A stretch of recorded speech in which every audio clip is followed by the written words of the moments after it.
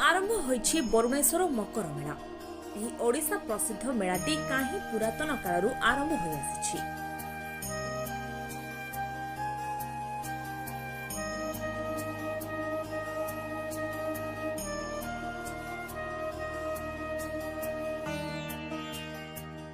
ଯାଜପୁର ଜିଲ୍ଲା ବିଞ୍ଝାରପୁର ବ୍ଲକ ଅରେଇର କୁଶଭଦ୍ରା ନଦୀ କୂଳରେ ବାବା ବରୁଣେଶ୍ୱର ବହୁ ପୁରାତନ କାଳରୁ ଏହି ପାଣି ଭିତରେ ପୂଜା ପାଉଛନ୍ତି।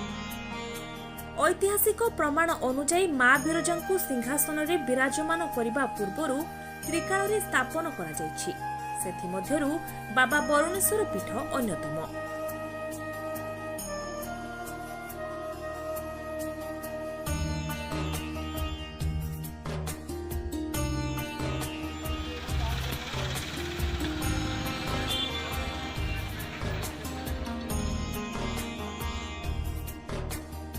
ଲୋକକଥା ଅନୁଯାୟୀ ଯେତେବେଳେ ବରୁଣର ରାଜା ରୋଗାଗ୍ରସ୍ତ ହୋଇଥିଲେ ସେତେବେଳେ ଏହି କୁଶଭଦ୍ରା ନଦୀ କୂଳରେ ଥିବା ବରୁଣ ଗଛ ତଳେ ଶିବଙ୍କୁ ତପସ୍ୟା କରି ରୋଗମୁକ୍ତ ହୋଇଥିଲେ।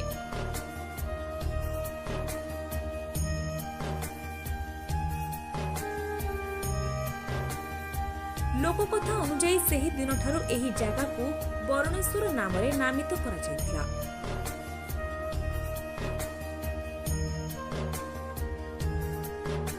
ବ୍ରହ୍ମା ଯେତେବେଳେ ଯଜ୍ଞ କରିଥିଲେ ସେହି ଯଜ୍ଞରୁ ବିରଜା ଆବିର୍ଭାବ ହୋଇଥିଲେ।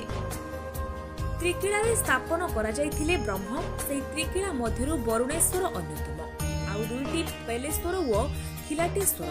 ମାଘ ମାସର ପ୍ରଥମ ଦିନରୁ ମା ବିରଜାଙ୍କ ପଞ୍ଜିକା ଅନୁଯାୟୀ ପ୍ରଥମ ଦିନରୁ 10 ଦିନ ପର୍ଯ୍ୟନ୍ତ ବାବାଙ୍କର ମେଳା ଅନୁଷ୍ଠିତ ହୋଇଥାଏ। ଲୋକକଥା ଅନୁଯାୟୀ ବାବାଙ୍କ ପାଖରେ ଦୀପ ଧୂପ ପ୍ରସାଦ ପ୍ରଦାନ କରାଯାଏ। बाबा बारुणेश्वरଙ୍କୁ त्रयंबकम यजामहे सुगंधिम वृष्टिवर्धनम उर्वारुकमी बबंधनात् मृत्युर्मुक्षी यमामृतात् मंत्रे पूजा कराଯାଏ। ଏହି ମନ୍ତ୍ରରେ ବାବା ବରୁଣେଶ୍ୱର ପାଣିରୁ ବାହାରି ଭକ୍ତମାନଙ୍କୁ ଦର୍ଶନ ଦେଇଥାନ୍ତି। ଏହି ମେଳାରେ 5000ରୁ ଉର୍ଦ୍ଧ୍ୱ ବେପାରୀମାନେ ବିଭିନ୍ନ ପ୍ରକାରର ଖାଦ୍ୟଠାରୁ ଆରମ୍ଭ କରି ଘରକରଣାର ସମସ୍ତ ଜିନିଷ ବେପାର ବଣିଜ କରିଥାନ୍ତି।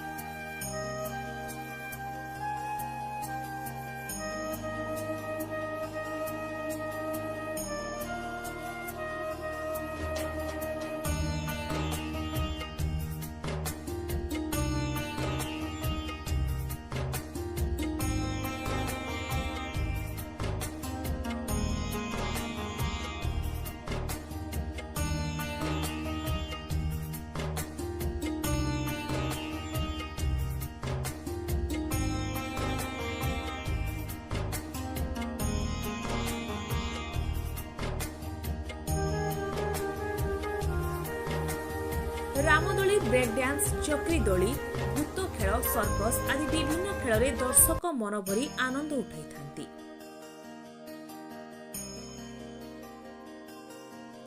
सेठाकार लोक माने जात्रापाटी कमिटी गढ़ी 6 ରୁ 7ଟି जात्रापाटी आनी मेलारे जात्रा मंचस्थ करती।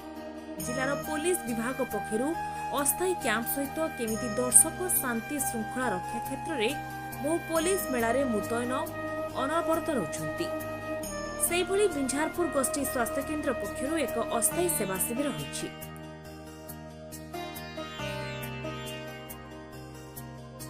जल विभाग पक्षरु अस्थायी शौचालय पानी व्यवस्था मध्य करा जाइछि।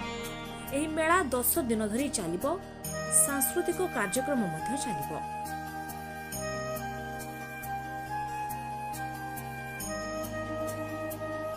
Bureau report news world Odisha 24।